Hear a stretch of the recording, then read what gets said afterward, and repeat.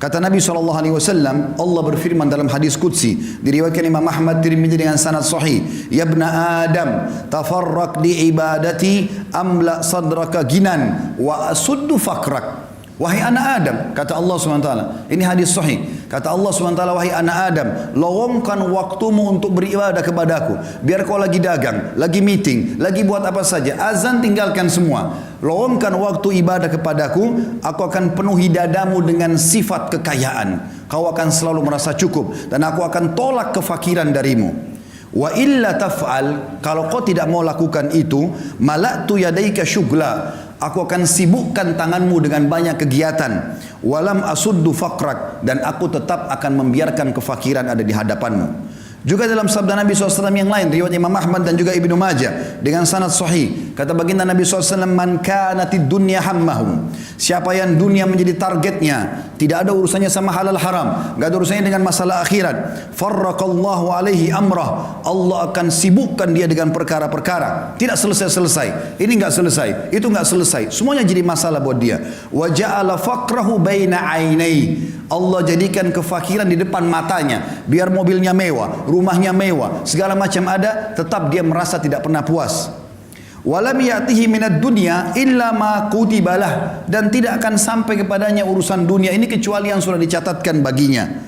Wa man kanatil akhirah niyatuhu, siapa yang akhirat menjadi niatnya, targetnya, dunia dia tunggangi untuk ke sana, setiap kali dia membantu orang targetnya untuk akhirat, dia melakukan ketaatan apa saja semuanya untuk akhirat, jama'allahu amrah, Allah akan selesaikan urusan-urusannya. Wa ja'ala ginahu fi qalbihi, dan Allah jadikan kaya di dalam hatinya sehingga selalu dia merasa puas. Wa atathu dunya wa hiya ragima, dan orang seperti ini dunia akan datang mengejarnya dalam kondisi terhina. Dalam pepatah dikatakan, siapa yang kejar akhirat, dunianya akan ikut, dan siapa yang mengejar dunia, akhiratnya akan luput. Saudaraku seiman, Nabi SAW juga mengingatkan kepada kita, Yaqulu ibn Adam, dalam hadis sahih riwayat Imam Muslim, anak Adam banyak berkata, mali, mali, hartaku, hartaku, kapan proyekku bisa tembus, kapan aku begini, dari proyek ini, proyek itu, tanpa memikirkan mana halal haramnya. Wahallaka ya ibn Adam min malik, apakah kau sadar hai anak Adam, kata Nabi SAW, sesungguhnya hartamu, illa ma akalta fa'afnait, sesungguhnya hanya dalam bentuk makanan lalu akan habis. Au labista fa'ablait, atau kau beli pakaian lalu kemudian punah juga. Au tasaddaqta fa'amdait, atau kalau kau cerdas kau akan sedekahkan maka beruntunglah kamu. Ali bin Abi Thalib mengingatkan kepada kita dalam riwayat Bukhari, beliau mengatakan irtahalatid dunya mudbirah, ketahuilah dunia sudah meninggalkan kita, umurnya dunia makin sedikit. Sudah banyak orang sebelum kita meninggal dunia yang jauh lebih hebat daripada kita, lebih banyak idenya, lebih banyak keturunannya, sebagaimana saya katakan tadi. Wartahalatil akhirah muqbilah, dan akhirat sedang menuju kepada kita. Walikulli wahidin minhuma banun, kedua wilayah ini punya anak-anak. Fakunu min abnail akhirah, jadikan diri kalian anak-anak akhirat. Wala takunu min abnaid dunya, dan jangan kalian tinggal menjadi anak-anak dunia. Fa innal yawma amalun wala hisab, karena hari ini di dunia bebas beramal tapi belum ada hisabnya. Wa gadan hisabun bila amal, tapi besok di akhirat akan ada hisab, tidak ada lagi kesempatan untuk beramal. Saudaraku seiman, di dalam hadis yang lain juga Nabi SAW mengatakan, kun fid dunya ka'annaka gharibun aw abiru sabil, jadikan dirimu di dunia ini seperti orang yang asing atau hanya sekedar lewat saja. Dalam riwayat lain, wa'udda nafsaka min ahlil kubur, dan selalu siapkan dirimu untuk menjadi penghuni kubur. Wa qala Ibnu Umar radhiyallahu anhuma, dan Abdullah bin Umar berkata dalam riwayat yang sama bersambung menanggapi hadis Nabi SAW, riwayat Bukhari, idza amsayta fala tantadhirus sabah, kalau kau tiba sore hari jangan tunggu pagi hari. Wa idza asbahta fala tantadhirul masa, kalau kau tiba pagi hari jangan tunggu sore hari. Wa khudh min sihhatika limaradik, maksimalkan masa sehatmu sebelum kamu sakit. Wa min hayatika limautik, dan selama hidupmu untuk persiapan matimu. Juga dalam hadis yang lain kata Nabi SAW, mali walid dunya, untuk apa saya mengejar dunia ini berlebihan. Ma'ana wad dunya, perumpamaan aku dengan dunia, kata Nabi SAW, innama mathali wa mathalud dunya kamathali rakibin dhalla tahta syajaratin thumma raha wa tarakaha. Sesungguhnya perumpamaan aku dengan dunia ini seperti seorang musafir yang kebetulan penat, capek. Lalu kemudian dia pun duduk di sebuah pohon atau duduk di sebuah pohon, kemudian dia akan pergi meninggalkan tempat tersebut. Allah juga mengingatkan dalam Al-Quran teman-teman, dan diberikan perumpamaan kehidupan dunia ini tempat berlalu saja. Ibaratnya ini bahasa saya, kalau kita seperti lagi safar dari Jakarta ke Surabaya naik bus, maka bus-bus itu mampir di rest area, di tempat istirahat. Maka ada orang yang cerdas, dia mampir sebentar lalu kemudian dia naik bus untuk melanjutkan ke tempat tujuannya. Tapi ada orang yang konyol, dia sengaja tinggal di situ, dia tidak ikut dengan busnya, maka terbengkalailah dia gara-gara tidak ikut dengan tunggangannya. Allah mengatakan tentang dunia ini, A'udzubillahi minasyaitonirrajim, dalam surah Al-Hadid ayat 20. Renungi baik-baik.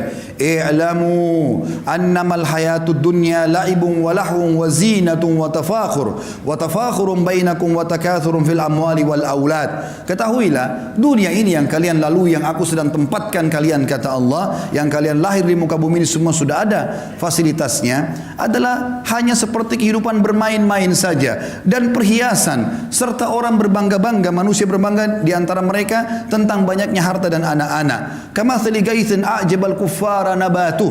Perumpamannya seperti orang para petani-petani yang seperti orang-orang petani yang bangga, atau orang-orang kafir yang bangga dengan air hujan yang turun, kemudian tumbuh tumbuhan itu.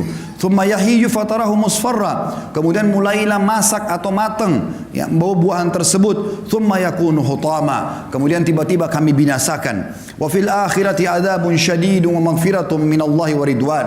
Dan ketahuilah, kalian akan menghadapi kehidupan akhirat, ada azab yang pedih di sana. Bagi orang-orang yang lalai di dunia, terus menerus dalam kemaksiatannya, ada di situ azab yang pedih. Dan ada pengampunan dari Allah bagi orang-orang yang patuh serta kasih sayangnya. Wa mal hayatud dunya illa mataul ghurur. Dunia ini hanya kehidupan yang menipu saja. Di dalam surah Yunus juga Allah berfirman, surah nomor 10 ayat 24, A'udzubillahi minasyaitonir rajim. Innama mathalul hayatid dunya kama'in anzalnahu minas sama'i fakhtalata bihi nabatul ard. Perumpamaan dunia ini seperti air hujan yang kami turunkan dari langit, lalu kemudian dia menimpa bumi.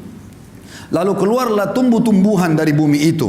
Mimma ya'kulun nasu wal an'amu hatta idza akhadatil ardu zukhrufaha wa zayyanat wa dhanna ahluha annahum qadiruna 'alayha ataha amruna laylan aw nahara faj'alna hasidan ka'an lam taghna bil ams kadzalika nufassilul ayati liqaumin yatafakkarun. Perumpamaannya tadi seperti air hujan yang turun dari langit, kemudian tumbuhlah, menimpa bumi, lalu tumbuhlah tumbuh-tumbuhan yang dimakan oleh manusia dan juga hewan-hewan. Dan pada saat bumi itu sudah mulai menghijau, kemudian sudah keluar semuanya dan terhiasilah bumi ini, dan mereka mengira mereka bisa menikmatinya, tiba-tiba datanglah urusan kami menghancurkan semua itu baik di malam dan siang hari.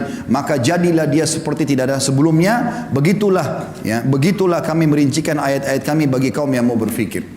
Sebagai penutup teman-teman sekalian, kita sedang menuju ke akhirat. Dan dunia ini kita boleh nikmatin. Seorang muslim dibolehkan makan yang enak, karena Allah mengatakan halalan thayyibah. Halal boleh dan thayyib berkualitas. Bahkan kita dianjurkan menggabungkan antara keduanya. Kalau kita punya kemampuan, kita boleh makan yang halal dan kita boleh juga mencari yang thayyib. Bahkan kata sebagian ulama tafsir, andai saja ada makanan halal tapi tidak thayyib, seperti ayam halal, tapi dia sudah tidak thayyib kena rusak atau bangkai, tidak boleh dimakan. Seorang muslim disuruh cari kalau buah murni semua, tidak ada sedikit pun warnanya yang berubah, itu namanya halal. Allah SWT suruh kita nikmati.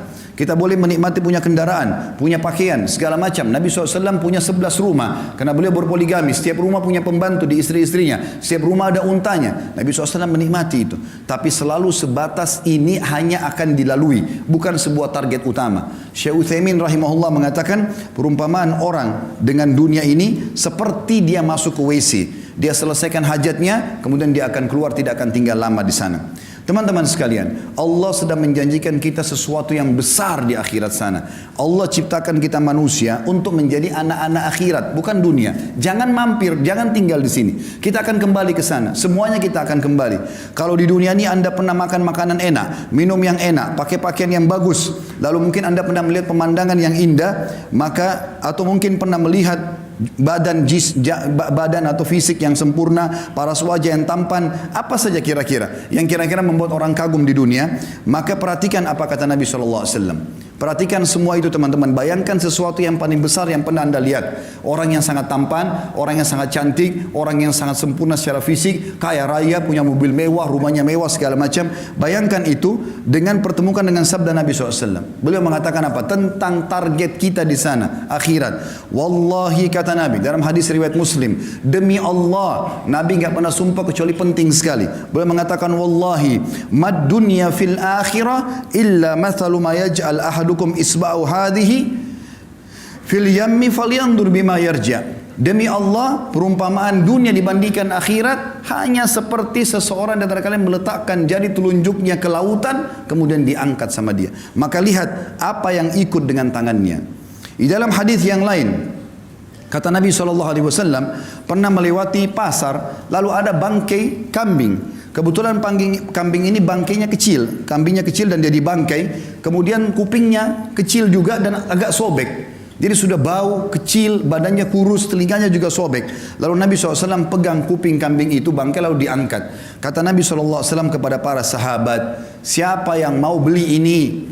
Kata para sahabat, ya Rasulullah, jangankan dia sudah jadi bangkai, hidup saja tidak ada yang mau. Sempat dalam riwayat kata Nabi SAW, siapa yang mau beli ini dengan sedirham? Biaya yang sangat kecil. Kata para sahabat, ya Rasulullah, tidak ada yang mau. Artinya jangankan dia jadi bangkai, hidup pun kalau kecil, kurus, kupingnya robek, nggak ada yang mau. Kata Nabi SAW, siapa yang mau saya kasih gratis? Kata para sahabat, sama ya Rasulullah, tidak ada yang mau. Kata Nabi SAW, perhatikan wasiat beliau ingin sampaikan kepada kita pesan ini.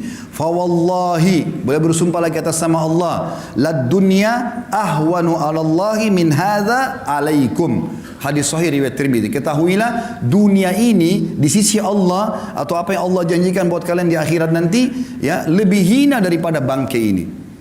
Di dalam hadis yang lain yang mulia juga kata Nabi SAW kepada seorang sahabat bernama Dahak ibn Sufyan radhiyallahu anhu. Beliau mengatakan Rasulullah SAW pernah berkata kepadaku, ya Dahak, wahai Dahak, ma ta'amuk, apa makananmu? Faqala ya Rasulullah al-laham wal laban. Aku selalu makan daging dan minum susu ya Rasulullah. Lalu kata Nabi SAW bertanya lagi, qala thumma yasiru ila mada. Kemudian jadi apa itu makanan daging dan susumu? Qala ila ma qad alimta. Tentu akan menjadi apa yang sudah anda tahu ya Rasulullah. Karena beliau santun dengan Nabi SAW, beliau tidak mau mengatakan jadi kotoran ya Rasulullah. Beliau mengatakan sudah menjadi apa yang anda tahu ya Rasulullah. Jelas susu menjadi air kencing, maaf. Dan juga makanan akan jadi tinja, kotoran. Tapi sahabat ini santun dengan Nabi SAW, mengatakan ya Rasulullah terjadi seperti apa yang anda tahu. Maka qala, beliau pun bersabda SAW, fa inna Allah Ta'ala dharaba ma yakhruju min ibni Adam mathalan di dunia. Hadis ini sahih riwayat Imam Ahmad. Ketahuilah bahwasanya Allah Subhanahu wa ta'ala menjadikan perumpamaan dunia ini bagi anak Adam seperti kotoran yang keluar dari tubuhnya dari makanan tersebut. Oleh karena itu teman-teman sekalian, mulai detik ini, hari ini, di masjid ini, bertaubatlah bagi orang yang berbuat dosa. Umur kita terbatas, jangan sia-siakan. Cukup yang lalu-lalu. Berapa kali anda dengarkan khutbah Jumat, ceramah, jangan, tidak boleh, haram, kerjakan ini, tapi masuk telinga kanan, keluar telinga kiri. Sampai kapan? Apakah anda tunggu malaikat maut mencabut ruh anda baru anda mau sadar? Apakah nanti pada saat sudah masuk kuburan digiring baru kemudian kita taubat? Ini keliru semuanya. Peringatan yang datang, orang yang cerdas begitu sampai ke kupingnya, sampai ke hatinya, lalu dia bertaubat kembali kepada Allah Subhanahu wa taala. Kembali kepada Allah sebuah keindahan, taubat dari kesalahan. Kalau dulu kita sudah beramal saleh bersyukur, sekarang kita kerja yang terbaik. Kata Hasan Basri rahimahullah sebagai penutup, hai anak Adam, kau hanya seperti bilangan saja. Setiap tiba pagi hari, hilang satu bilanganmu. Maka kita makin dekat dengan kuburan kita. Ingat, pada saat kita meninggal teman-teman sekalian, tidak ada yang ikut dengan kita kecuali amal kita. Hadis Nabi SAW yang berbunyi, kalau anak Adam meninggal dunia, dalam hadis Bukhari Muslim, anak Adam meninggal dunia akan ikut ke kuburan tiga. Keluarganya, hartanya, dan amalnya. Dan akan pulang dua. Hartanya dan keluarganya akan pulang. Secinta-cinta suami anda kepada anda, cinta-cinta anak kita kepada kita sebagai orang tua, tetap saja mereka tidak akan nginap di kuburan. 1 jam maksimal mereka tunggu di liang lahat, selebihnya mereka akan pulang. Istri kita bisa menikah sama orang lain, anak-anak kita akan sibuk dengan aktivitasnya, teman-teman kita cuma tetesin air mata sebentar lalu kemudian mereka kepada aktivitasnya kembali. Mobil mewah kita hanya bisa parkir di pagar kuburan. Dan yang tinggal, kata Nabi SAW, setelah pulang keluarga dan hartanya, tinggal bersama amalnya. Sholat yang selama ini kita kerjakan hanya buru-buru. Sedekah yang selalu keluarnya cuma 1.000-2.000 rupiah. Selalu perhitungan ini dan itu. Selalu bermaksiat, tidak sempat taubat. Itu yang tinggal bersama kita. Dan ini berbahaya. Kalau kita tidak tentukan mulai sekarang, maka sampai kapan? Allahu a'lam. Aku lu qauli hada, saya sudah mengucapkan perkataan saya ini, wa astaghfirullah li wa lakum, dan saya beristighfar kepada Allah dan mengajak jemaah istighfar kepada Allah. Fastaghfiruhu innahu huwal ghafurur rahim. Beristighfar dan bertobatlah kepada Allah, sungguh Dia Maha menerima taubat hamba-hambanya.